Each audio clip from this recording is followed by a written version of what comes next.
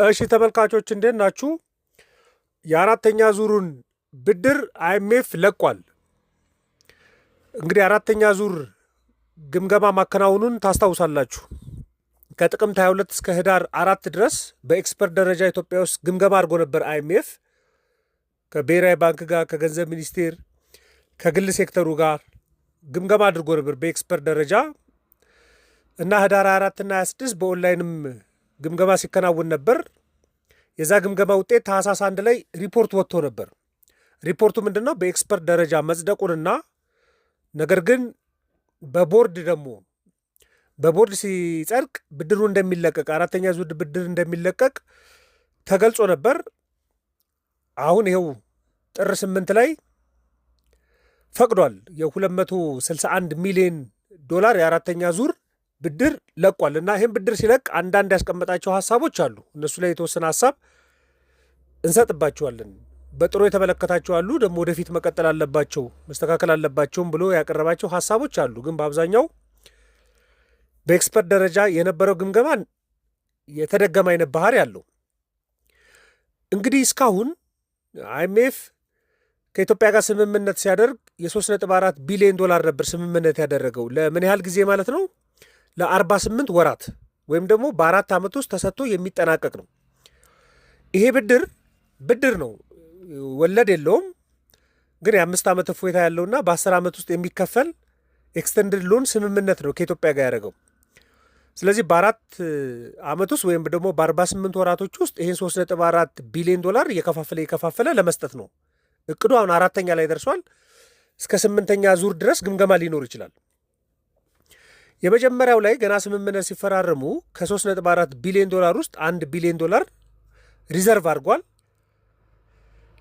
ከዛ በላይ የመጀመሪያ ዙር ግምገማ ያደረገው ጥቅምት ላይ ነው። ጥቅምት ላይ ግምገማ ካደረገ በኋላ ባለፈው 340 ባለፈው ዓመት ማለት ነው 340 ሚሊዮን ዶላር ለቀቀ።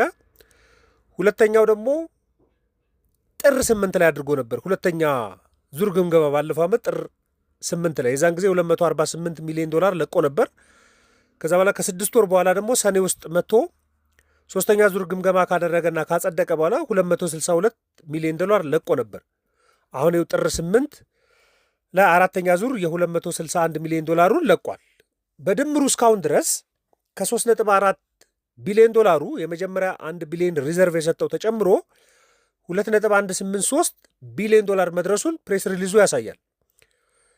ይሄ ደግሞ ማለት ጠቅላላ ሊሰጥ ካቀደ ውስጥ አሁን 18 ወራቶች ነው አይኤምኤፍ ጋር ሪፎርም ካደረገ የኢትዮጵያ ኢኮኖሚ ገና 30 ወራቶች ይቀሩታል። በጊዜ ደረጃ ከተመለከትን ወደ 35% ነው የሚሆነው። በገንዘብ ደግሞ ከተመለከትን 62% የሚሆነውን ገንዘብ ለቋል። አሁን ከ3.4 ቢሊዮኑ 2.1 ቢሊዮኑን ለቋል። 62% የሚሆነውን ገንዘብ ለቋል። ይህን ገንዘብ ሲለቅ ፐርፎርማንስ እያየ ነው። ጥሩ ነው ብሎ ሲያምን ነው እየለቀቀ የሚመጣው። ስለዚህ በፕሬስ ሪሊዙ የሚያሳየው ምንድን ነው? እንደው የተሻለ ነገር መመልከቱን ያሳያል። እንደዛ ነው እና ይህንን ብድር የምለቀው በተጨማሪነት የኢኮኖሚ እድገት ለማምጣት ስለሚያስፈልግ ነው፣ ድህነትን መቀነስ ላይ ስለሚያስፈልግ ነው የሚል ሀሳቦችን አቅርቧል። ደግሞ በቀጣይ ዋጋ ንረትን ማክሮ ኢኮኖሚን ለማረጋጋትና ዋጋ ንረት ለመቀነስ የሚያስፈልግ ከሆነ ጥብቅ የሆነው ወይ ደግሞ ጠንካራ የሆነ የፋይናንስ ፖሊሲን መተግበር ያስፈልጋቸዋል ብሏል።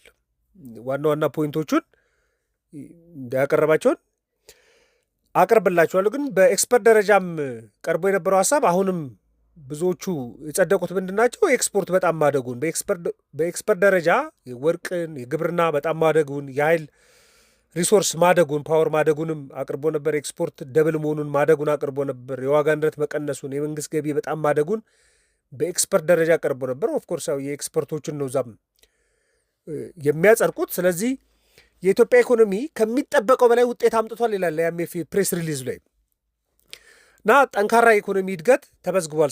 ከ7 ከመቶ በላይ የሚሆን ጠንካራ ሀገራዊ ምርት ተመዝግቧል። ኤክስፖርት በጣም በበቂ ሁኔታ እና በትልቅ ሁኔታ ማደጉን አስቀምጧል። ደግሞ የገቢ አሰባሰባችሁ በጣም ጨምሯል። እንደውም ዲቴል አለው። የታክስ ስርዓቱ የተሻሻለ የታክስ ስርዓት ገቢ ለመሰብሰብ የምታደርጉት ጥረት በጣም ጥሩ ነው። ስለዚህ ገቢ አሰባሰቡ ኤክስፔክት ከማድረገው በላይ በጣም ትልቅ ነው እያለ ነው። እና በብሔራዊ ባንክ ያላቸው የውጭ ምንዛሬ የመጠባበቂያ ክምችትን መጠን በጣም እያደገ ነው እና ዋጋ ንረትን ለመቀነስ የምትሰሩ ስራ በጣም ጥሩ ነው። ይሄን በሙሉ አምጥቷል ሪፎርሙ እያለ ነው። እነዚህ የሪፎርም ውጤቶች ናቸው። ኤክስፖርት ማደጉ፣ ኢኮኖሚ ማደጉ፣ የገቢ መጠናችሁ ማደጉ፣ መጠባበቂያ ክምችታችሁ ማደጉ፣ ዋጋ ንረት መቀነሱ የሪፎርም ውጤቶች ናቸው ብሏል። በተለይ በመካከለኛ ጊዜ አሁን መካከለኛ ጊዜ ላይ ነው ያለው ሪፎርሙ። ስለዚህ ሪፎርሙ እንዲቀጥል የሚያስፈልግ ከሆነ ድህነት ቅነሳ ላይ በጣም ከፍተኛ ስራ መስራት አለባችሁ ብሎ ያስቀመጣቸው ሀሳቦች አሉ በቀጥሎ መሰራት ያለባቸው። ምክንያቱም እዚሁ ፕሬስ ሪሊዝ ላይ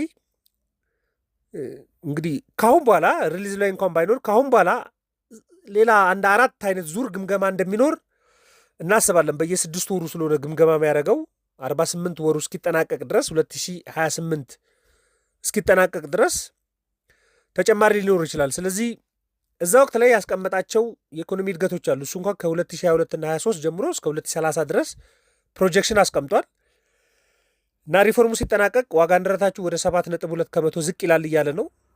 ጂዲፒ እድገታችሁ ወደ 8.5 ከመቶ ይሆናል እያለ ነው። ጠቅላላ የሀገር ውስጥ ገቢ የምሰበስቡት ከጠቅላላ ሀገራዊ ምርት ድርሻ አሁን ያለው ወደ 9.2 ከመቶ ነው። ስለዚህ ወደ 12 ከመቶ ያድጋል ብዬ ገምታለሁ እያለ ነው። የውጭ ቀጥተኛ ኢንቨስትመንታችሁ ከጠቅላላ ሀገራዊ ምርት የሚኖረው ድርሻ 2028 ላይ ወደ 3 ከመቶ ይደርሳል ብዬ ገምታለሁ እያለ ነው። አሁንም ወደዛው አካባቢ ነው፣ ወደ 2.9 ከመቶ አካባቢ ነው እና በብሔራዊ ባንክ የሚኖራችሁ ሪዘርቭ በወር ሲለካ የ3 ወር ከግማሽ የሚሆን የውጭ ምንዛሬ 3 ወር ከግማሽን ለኢትዮጵያ የሚያስፈልገውን ኢምፖርት የሚችል የውጭ ምንዛሬ ክምችት ይኖራችኋል ብዬ ገምታለሁ እያለ ነው። እንግዲህ የውጭ ዕዳችሁ ከጠቅላላ ሀገራዊ ምርት ድርሻ አሁን ያለው ወደ 29 ከመቶ ነው። ድርሻው ወደ 24 ከመቶ ዝቅ ሊል ይችላል የሚል ፕሮጀክሽንም አስቀምጧል። ስለዚህ ከአሁን በኋላ 3.4 ቢሊዮኑ ላይ እስኪደረስ ድረስ ወደ 38 ከመቶ የሚሆነው ገንዘብ ይቀራል። ይህንን ለማሟላት በየ6 ወሩ እንኳን ይመጣል ብለን ብናስብ 2026 አጋማሽ ላይ መኖሩ አይቀርም። አሁን 2027 2 ጊዜ ሊመጣ ይችላል፣ ወደ መጀመሪያ አካባቢ ልና ወደ መጨረሻ አካባቢ ላይ። ስለዚህ 2028 ማብቂያው ነው የሚሆነው ከተመለከትም ማለት ነው። ስለዚህ በቀጣይ መስራት አለባችሁ ብሎ ያስቀመጣቸው ሀሳቦች አሉ። ኢትዮጵያ መንግስት መተግበር አለበት ብሎ አንደኛው ጥብቅ የሆነ የገንዘብ ፖሊሲ ውጤቱ በጣም ጥሩ ነው እያለ ነው። አሁንም በኤክስፐርት ደረጃም ይሄ ቀርቦ ነበር።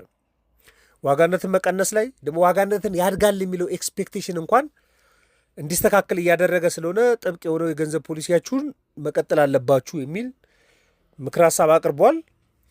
የሀገር ውስጥ ገቢ ምንጮቻችሁ ማሳደግ አለባቸው፣ የሀገር ውስጥ ገቢ ማሳደግ አለባቸው፣ ረቨኑ ከዚህ በላይ እያደገ መምጣት አለበት የሚል ምክር ሀሳብም አቅርቧል። ይሄ ብሔራዊ ባንክ እንግዲህ የውጭ ምንዛሬን ለማጠናከር የሚሰራቸው ስራዎች መቀጠል አለበት፣ ጨረታውም ሳይቀር እንደ ፖዘቲቭ እንደሚመለከተው አቅርቧል።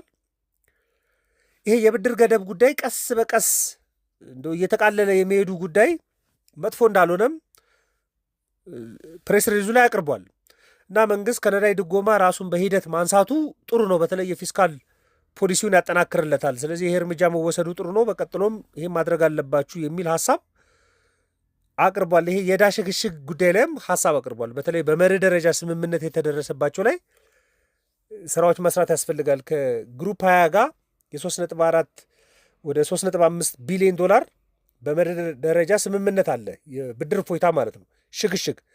እሱም ማጠናቀቅ በጣም ጥሩ እንደሆነ ከዩሮ ቦንድ አበዳሪዎች ጋር እየተደረገ ያለው የመጀመሪያ በመርህ ደረጃ እንኳን የተወሰኑ የድርድር ስሜቶች አሉ። እሱን አጠናክሮ መቀጠል እንደሚገባ አቅርቧል። እሱ ብቻ ሳይሆን ደግሞ ኮሜርሻል ሎኖችን ላለመውሰድ መጠንቀቅ አለባችሁ የሚል ይሄ ነን ኮንሴሽናል የሆኑ ሎኖች ላይ ያላችሁን አዳዲስ ብድሮች ላይ መጠንቀቅ አለባችሁ የሚልም ሀሳብ አቅርቧል። ደግሞ በተጨማሪነት ደግሞ ምን ብሏል? እንግዲህ ብሔራዊ ባንክ አዲስ መመሪያ ማውጣቱ ይታወቃል። ስለዚህ እሱን ተከትሎ አዳዲስ ቦርዶችን መምረጥ ላይ የቦርድ አካላቶችን መምረጥ ላይ እሱ ላይ በተንቀሳቀሱ ጥሩ ነው ብሏል። አንደኛ የመፈጸም አቅሙን ያሳድጋል፣ ደግሞ ብሔራዊ ባንኩ ነፃነት ኖሮት እንዲንቀሳቀስ ያደርጋል። ስለዚህ እነዚህን ስራዎች መስራት አለባችሁ። ግን እስካሁን ሪፎርም የሚመሩ ሰዎች ያላችሁ ኮሚትመንት በጣም ጥሩ ነው፣ በሱ ጥሩ ስሜት አለኝ የሚል ሀሳብ አቅርቧል። ይሄ ጉዳይ በኤክስፐርት ደረጃም ቀርቦ ነበር። ይሄ ሪኮመንዴሽን ጥብቅ የገንዘብ ፖሊሲ መከተል አለባችሁ፣ ጤነኛ የውጭ ምንዛሬ የገበያ ፉክክሩን እንዲቀጥል ማድረግ አለባችሁ። የውጭ ወጪ ኤክስፔንዲቸራችሁን ማስተዳደር ላይ ጤነኛ ማድረግ አለባችሁ። የግል ሴክተሩ የቢዝነስ ኢንቫይሮንመንቱን ማስተካከል አለባችሁ። የዕዳ ሽግሽግን ማጠናቀቅ አለባችሁ የሚል በኤክስፐርት ደረጃም ሪኮሜንዴሽን ቀርቦ ነበር። አሁን ደግሞ ማጠቃለያ የሚመስል ሀሳብ IMF አቅርቧል። ይሄም መረጃ ለእናንተ ለማቅረብ ነው። ማንኛውም ሀሳብ አስተያየት ካላችሁ ዘኢትዮጵያ ኢኮኖሚስት ቪው ቴሌግራም፣ ፌስቡክ ላይ ልትልኩልኝ ትችላላችሁ። ለነበረን ቆይታ በሙሉ ከልብ አመሰግናለሁ። መልካም ቀን።